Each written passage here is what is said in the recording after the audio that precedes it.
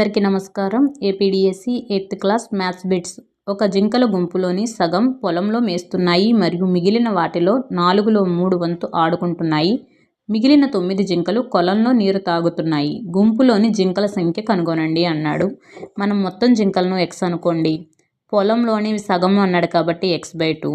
ఆడుకుంటున్నవి x/2 ఎంత 4లో 3వ వంతు అన్నాడు కాబట్టి 3/4.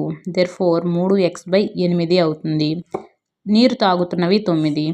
మొత్తము అంటే x x/2 plus 3x/8 3x × 8 plus 9. Next ఓకేనా. 2కి 4కి ఎల్సిఎం 8.